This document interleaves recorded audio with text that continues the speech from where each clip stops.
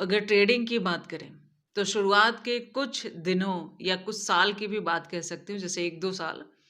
मेरे साथ ऐसा हो रहा था कि मेरी ट्रेडिंग सुधर ही नहीं रही थी।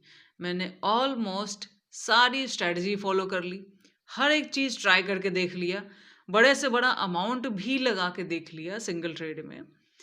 बट मुझे कभी ऐसा लगता था कि ज़्यादा अमाउंट लगाऊंगी तो ज़्यादा पैसे बनेंगे। वो सारी चीज़ें ट्राई करके देख ली, हर एक चीज़ बदल के सुधार के, मतलब यू नो हर नए ट्रेडर की तरह मेरी भी बहुत सारी गलतियां थी।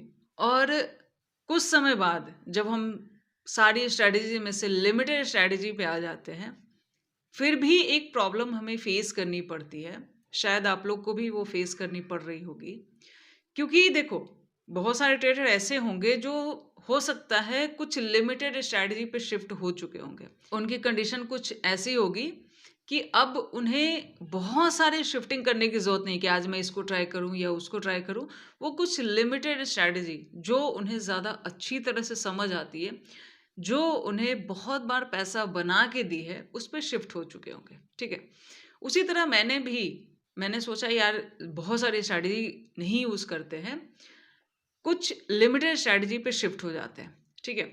तो जो-जो चीज़ें 1-2 साल जो मैंने लॉसेस किए थे, उसमें जो भी चीज़ें मुझे ज़्यादा, मतलब बीच-बीच में होता है ना कि हम बहुत अच्छा प्रॉफ़िट करते हैं या कोई-कोई स्ट्रैटेजी बहुत अच्छी काम करती है, उसको सेलेक्ट करके मैंने उसको यूज़ करना शुरू किया। कुछ टाइम तक प्रॉफ़िट बना, बट फिर वापस घूम फिर के वापस वो लॉस में कन्वर्ट हो जा रहा था। फिर कहीं न कहीं दिमाग में थॉट ज़रूर आता है कि अब तो हम लिमिटेड स्ट्रैटेजी पे आ चुके हैं। अब हम बहुत सारी चीज़ें ट्रेड में कम कर चुके हैं। तब किस बात पे लॉस हो रहा है? तब यहाँ सोचने की ज़रूरत होती है। देखो, कुछ रूल्स उसके बाद मैंने चेंज किए थे। वो रूल्स इतने अच्छे मेरे लिए साबित हुए थे, आप चाहो तो खुद भी अप्लाई कर सकते हो। मेरे लिए ऐसे साबित हुए थे कि उन रूल्स की वजह से क्या हुआ, ऐसा नहीं कि लॉसेस नहीं होते, बट प्रॉफ़िट बढ़ने लगा था और ये जो ओवर ट्रेड्स वगैरह थे, वो भी काफ़ी हद तक कम हो गए थे। सो उन्हीं रूल्स की बात मैं यहाँ पे करूँगी। अगर आप उनको अपने ट्रेड में फ़ॉलो करते हो, तो डेफ़िनेटली वो आपके लिए काम करेगा। लेकिन देखो, आपको फ़ॉलो तो करना पड़ेगा। किसी की वीडियो सुन के, जैसे मेरी ही अभी आप सुन रहे हो और उसके बाद आप उसको भूल जाओगे, तो आपके लिए काम नहीं करेगा। क्योंकि चीज़ें, जैसे हमें पता है ना कि एक्सरसाइज़ करने से सेहत बनती है, वॉकिंग ज़रूरी होती है, अच्छा होता है। सिर्फ़ सुनने से नहीं होता ना, यू शुड फ़ॉलो ना। सो तब वो चीज़ें जाके काम करती हैं, ठीक है? तो उन्हीं चीज़ों की मैं बात करूँगी यहाँ पे। अगर इन स्टेप्स को आप फ़ॉलो करते हो, तो डेफ़िनेटली आप अपने ट्रेडिंग में, आप अपने पीएनएल में चेंजेस महसूस करेंगे। सबसे पहली चीज़ की बात करते हैं। फर्स्ट रूल मैंने क्या अप्लाई किया था? पहले मेरा क्या काम था कि जब मार्केट ओपन है, मैंने लास्ट डे एनालाइज़ किया, मार्केट ओपन हुआ, फिर मैं अपना ट्रेड करने लगती थी कि ठीक है, मैंने एनालाइज़ तो कर लिया। जैसे होता है ना कि हम कहीं सुनते हैं कि यार इवनिंग में जर्नल लिखना चाहिए, ट्रेड को एनालाइज़ करना चाहिए, उसके बाद नेक्स्ट डे हमें ट्रेड करना चाहिए, ठीक है? ये चीज़ मैंने भी फ़ॉलो की, ठीक है? इवनिंग में ट्रेड को एनालाइज़ करना, लेकिन नेक्स्ट डे मार्केट ओपन हुआ, मार्केट को देखा और ट्रेड में लग जाना, ठीक है? ये ट्रेडिंग का सही तरीका नहीं होता और ना ही आपके लिए बेनिफिशियल होता है। अब इसमें एक छोटी-सी गलती हम क्या करते हैं, जैसे मान लिया इवनिंग में एनालाइज़ कर लिया, मार्केट का सेंटिमेंट देख लिया, लेवल्स निकाल लिए, समझ लिया, आज की गलतियाँ देख ली, ये सब चीज़ें हम देख लिए, ठीक है? नेक्स्ट डे जब मैं वापस ट्रेड करने में लग जाती थी, तो भी मेरे लॉसेस होते थे। तो मुझे लगा कि यार अब क्या प्रॉब्लम हो गई? अब तो मैंने ट्रेड को एनालाइज़ भी कर लिया, अब क्या करूँ? ठीक है? तो एग्ज़ैक्टली मैंने यहाँ पे क्या किया था कि अब थोड़ा-सा मैंने वेट शुरू किया। मतलब मैंने एनालाइज़ की, लेवल्स निकाल लिए या चीज़ें समझ ली कि कल मुझे कैसे ट्रेड करना है, आज की गलतियाँ देख ली, ठीक है? नेक्स्ट डे मैंने एक रूल बनाया, क्योंकि ये जो 9:15 से 9:45 जो आधा घंटे का टाइम था, इसके बाद भी बताऊँगी। ऐसा नहीं कि सिर्फ़ 9:45 के बाद मार्केट बहुत ज़्यादा अच्छी हो जाती है, ठीक है? ये जो आधा घंटा है, शुरुआत का आधा घंटा, मुझे पहले देखना है। क्या देखना है? कि मार्केट में कौन डोमिनेंस कर रहा है। मार्केट मेरे अनुसार तो है, लेकिन देखो एक दिन क्या होता है, जैसे मार्केट मान लिया हमने अगर ये सोचा है कि कल मार्केट कॉल साइड में जानी चाहिए, ठीक है? क्या सिर्फ़ कॉल में जाती है? क्या सिर्फ मैं कॉल में कहीं भी एंट्री कर लूँ, प्रॉफिट बनता है क्या? एग्ज़ैक्टली क्या होता है? तो देखो, लास्ट डे आपने जो भी एनालाइज़ किया है, मान लिया आपने ये एनालाइज़ किया कि मार्केट कॉल साइड में जा सकती है। लेकिन मार्केट कैसे मूव करेगी? गैप अप कर देगी, थोड़ा बहुत डाउन आएगी, उसके बाद कॉल में जाएगी। तो आपने गैप अप करते ही एंट्री ले ली तो आपका एसएल गया। दूसरा कंडीशन ये भी होता है कि मार्केट थोड़ा बहुत कॉल साइड में जाती है, उसके बाद डाउन आती है, सबका एसएल हिट करेगी और फिर कॉल साइड में जाएगी। तो मार्केट में सिर्फ ये समझना ज़रूरी नहीं है कि मार्केट का डायरेक्शन क्या हो सकता है। मार्केट में ये समझना ज़रूरी है कि मार्केट किसी भी डायरेक्शन में जाने से पहले क्या करेगा, थोड़ा बहुत सबको ग्रीड बढ़ाएगा, एसएल हंटिंग करेगा, सबको निकाल देगा, उसके बाद उसी डायरेक्शन में जाएगा। जैसा कि बाकी सारे लोग देखते होंगे ऐसा, या कई सारे लोग कमेंट भी करते हैं कि मार्केट उनका एसएल लेती है फिर चली जाती है। भाई मार्केट का बिहेवियर है ये सालों से चलता आ रहा है। सबका एसएल हिट करेगी, उसके बाद उसी डायरेक्शन में जाएगी। मुझे भी इसे समझने में टाइम लगा था, इस चीज़ को समझिए, ठीक है। सो जब ट्रेड हम ले रहे होते हैं तो थोड़ा सा चार्ट की साइकोलॉजी, लोगों का सेंटिमेंट, लोग क्या सोच रहे हैं, कितने लोग आउट हो चुके हैं, या मार्केट की कैंडल्स क्या कह रही है, अगर हम सिर्फ मार्केट को देखते ही एंट्री करते हैं ना, तो हमारा दिमाग इन चीज़ों को नहीं सोच पाता। इवन माइंड की बात करें तो माइंड की आदत होती है कैंडल को देखते ही ट्रेड ले लेते हैं, ऐसा ना हो छूट जाए, ठीक है। माइंड का ये नॉर्मल प्रोसीजर है, दिमाग को छोड़ना नहीं चाहता और दिमाग बहुत ज़्यादा ग्रीडी होता है, ठीक है। तो मैंने एक सिंपल सा रूल बनाया था कि जो भी मुझे मार्केट में दिख रहा है, अगर मुझे लग रहा है कि यहाँ ट्रेड लेना चाहिए, मैं थोड़ी देर और 15-20 मिनट, आधा घंटा रुक के वेट करूंगी, ठीक है, कि मार्केट में एग्जैक्टली क्या चल रहा है।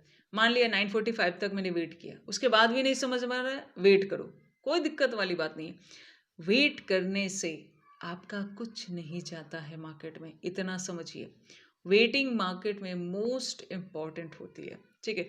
जो बंदा वेट करना सीख गया, मार्केट उसे ज़्यादा हरा नहीं सकता, ठीक है। क्योंकि हारता कैसे है ट्रेडर, जब उसका कैपिटल आउट हो जाएगा, कैपिटल ज़ीरो हो जाएगा। अब वो ज़्यादा ट्रेड लेगा नहीं, वेट करेगा, सेटअप का वेट करेगा, तो वो कम गलत होगा बजाय उस ट्रेडर के जो हर कैंडल को, हर जगह को देख देख के बस ट्रेड लेता रहता है, एग्जीक्यूट करता रहता है। जब भी आपका दिमाग आपको ये कहता है कि तुरंत इस ट्रेड को ले लो, आपको थोड़ा-सा अलर्ट होने की और रुकने की ज़रूरत है। हमारा माइंड यहाँ हमारा दुश्मन जैसा काम करता है। आप खुद सोचिए ना, एक-एक दिन के लोग 100-100, 50-50 ट्रेड एग्ज़ीक्यूट कर देते हैं, ओवर ट्रेड्स के शिकार हो रखे हैं। उन्हें कोई और नहीं कहता ट्रेड लेने के लिए, अपना दिमाग ही कहता है। सो अगर आप एक छोटी-सी आदत डेवलप कर लेना कि ये आधा घंटा मैं रुकता हूँ या 20 मिनट में देखता हूँ कि मेरे जैसा चल रहा है क्या? क्या होगा? मुझसे थोड़े से पॉइंट छूट जाएँगे, और जैसा कि मार्केट का सेंटिमेंट है, मार्केट का प्राइस अगर 100 से, अगर प्रीमियम का प्राइस 100 से उठ के 150 जाएगा ना, तो 150 से गिर के 30, 130, 140 तक ज़रूर आएगा। उसके बाद भले वो 200 जाए। सो एंट्री का मौका मिलता है, ऐसा नहीं है कि नहीं मिलता है, ये आप सब जानते होंगे। इवन देखा जाए तो अगर हम जल्दीबाजी में एंट्री कर लेते हैं, तो हम वापस उस 20-30 पॉइंट का एसएल दे देते हैं और फिर मार्केट हमारे ही डायरेक्शन में चली जाती है। सो ये सबसे पहले मिस्टेक जिसको ऐसे सुधारा जा सकता है, वेट करके।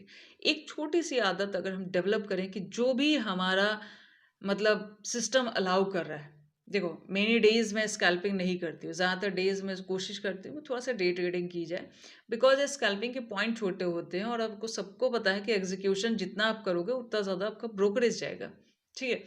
सो अगर किसी को 2-4-10 पॉइंट के लिए स्कैल्पिंग करनी तो अलग चीज़ है, अदरवाइज आप सेटअप का थोड़ा वेट करोगे, या फिर स्कैल्पिंग की भी बात करें तो उसमें भी अगर वेट करके थोड़ा लोगे तो ज़्यादा अच्छा होता है। कोई कोई कैंडल देखते हो, ग्रीन बनती रहती है और फिर रेड बन जाती है, क्या स्कैल्पर का एसएल नहीं जाता? सबसे ज़्यादा जाता है, और स्कैल्पर का दिमाग सबसे ज़्यादा थकता भी है, दोनों चीज़ें होती हैं। सो मैंने एक सिंपल सी आदत डेवलप की कि मुझे हर ट्रेड में वेट करना है, एनालाइज करना है, कल के सेटअप को देखना है कि आज वैसा कर रहा है, थोड़ा सा और एक स्टेप रुकना है, उसके बाद मुझे ट्रेड करना है, ठीक है। अगर मान लिया दिन का मुझे दूसरा ट्रेड करना है, तो वापस मुझे पूरा एनालिसिस करना है, पूरा मुझे मेहनत उस ट्रेड के लिए करनी है। अगर वापस वहाँ पे मतलब मुझे दूसरा होता है ना कि दिन का हम सेकंड ट्रेड लेते हैं, सेकंड ट्रेड सिर्फ कैंडल देखने का काम नहीं होता। आप वापस पूरी मेहनत से एनालाइज करें, आप नेक्स्ट ट्रेड के लिए एनालाइज कर रहे हो, फिर आपका सेटअप अलाउ कर रहा है, देन आप ट्रेड ले सकते हो। दूसरी चीज़ की बात करते हैं। देखो, ट्रेडिंग में मोस्ट इंपॉर्टेंट होता है रिस्क एंड रिवॉर्ड, ठीक है। सो अगर किसी भी ट्रेड में ये रूल बहुत ज़्यादा काम करता है, बहुत ज़्यादा ऑसम काम करता है आपके ओवर ट्रेड्स को कंट्रोल करने में। देखो, मान लिया आप किसी ट्रेड में देख रहे हैं कि बहुत अच्छा कॉल जा रहा है, आपका दिमाग कह रहा है कि यार ट्रेड ले लेते हैं, मन में आता है ना कि ट्रेड जा रहा है बहुत अच्छा। वहाँ पे हम एक चीज़ अगर दिमाग में डालें कि ठीक है, हमें यहाँ पे दिख रहा है, हमें इसमें रिस्क कितना दिख रहा है और रिवॉर्ड कितना दिख रहा है। मतलब अगर मैं 10 रुपए रिस्क पे लगा रही हूँ, तो क्या है इसकी जगह मुझे 20 रुपए का प्रॉफिट होगा क्या? ये सवाल ज़रूर करना।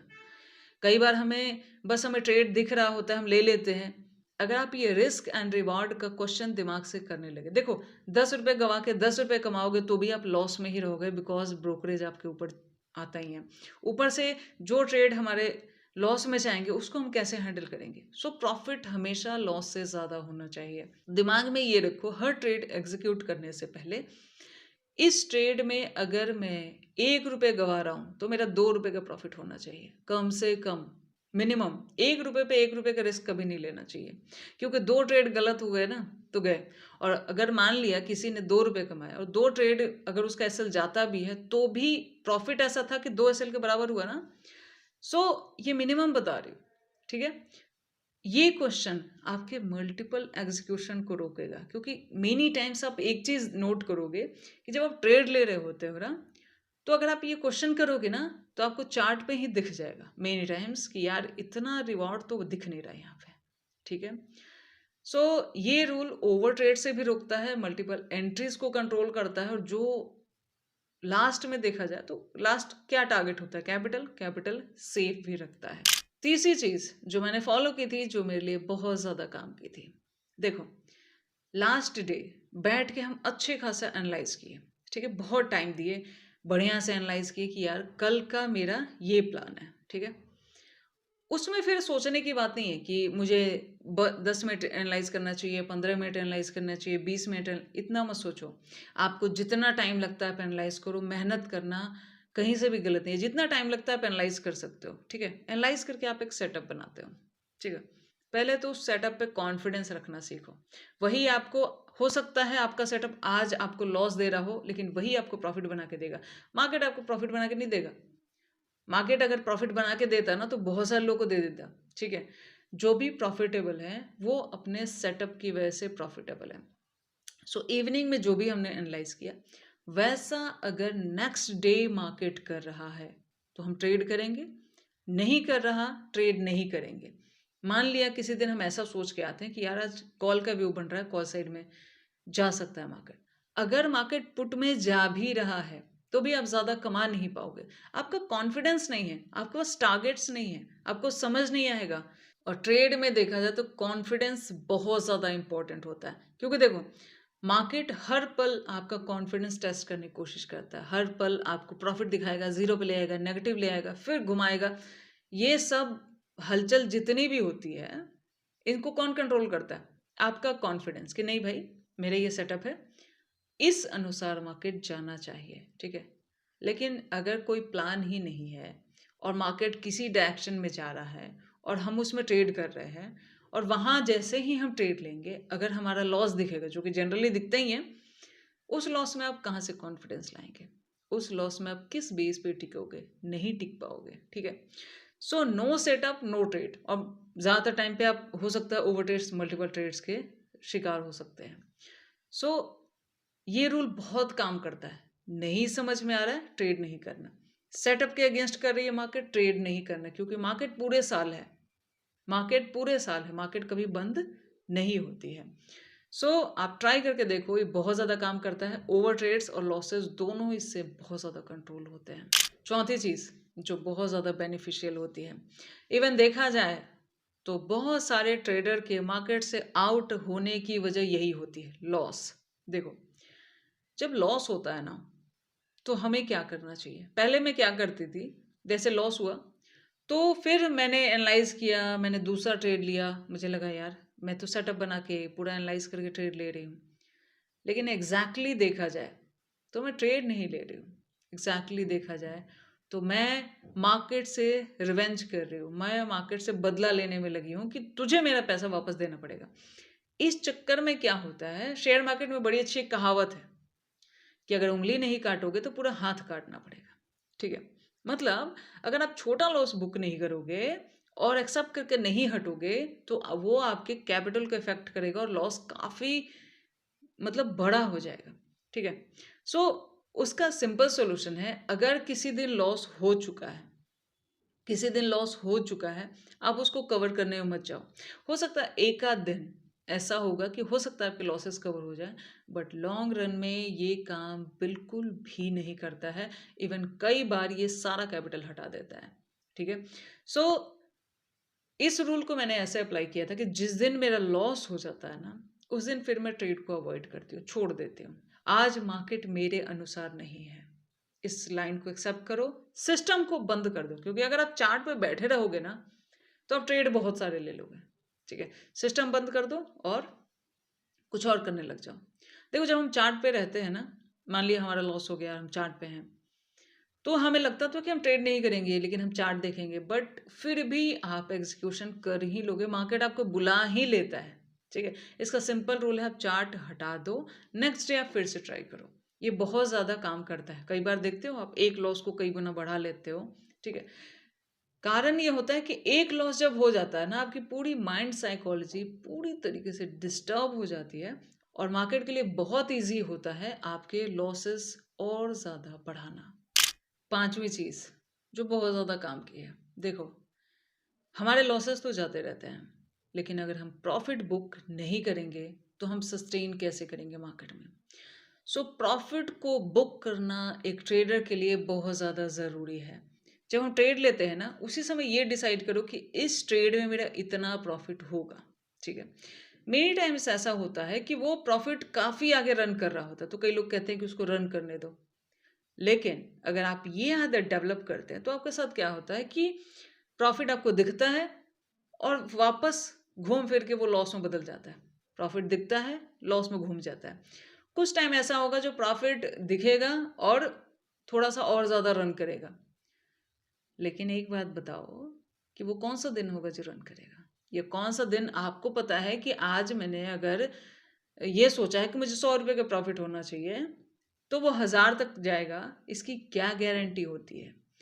सो मेन इम्पोर्टेंस सबसे पहले जो शुरुआत में जिनके पास पैसा है वो रिस्क पे लगाएँ, कोई दिक्कत वाली बात नहीं है। लेकिन जिनके पास लिमिटेड है या जो थोड़ा-सा अकाउंट को ग्रो करना चाहते हैं, पहले प्रॉफिट को डिसाइड करो। पहले अकाउंट को ज़िंदा रहने दो, सस्टेन करने दो। सो थोड़ा-थोड़ा ही सही, थोड़ा ज़्यादा जो भी आप टारगेट रखते हो, उसको बुक करने की कोशिश करनी चाहिए। पहले बुक करो, थोड़ा-सा अकाउंट को चलने दो। प्रॉफ़िट होने से क्या होता है ना, कि जो भी हमारे लॉसेस होते हैं, वो प्रॉफ़िट उसको कवर करता रहता है। लेकिन अगर आप प्रॉफ़िट को बुक नहीं करते हैं ना, तो वो लॉसेस आपके कैपिटल को अटैक करते हैं, जो ज़्यादा डेंजरस होते हैं। सो टाइमली प्रॉफिट को बुक करना बहुत ज़्यादा ज़रूरी होता है। बाकी देखा जाए तो और भी बहुत सारे रूल्स हैं, लेकिन अगर आप सिर्फ़ ये 5 रूल्स फ़ॉलो कर लेते हो, तो आपके लिए बहुत ज़्यादा काम का होगा।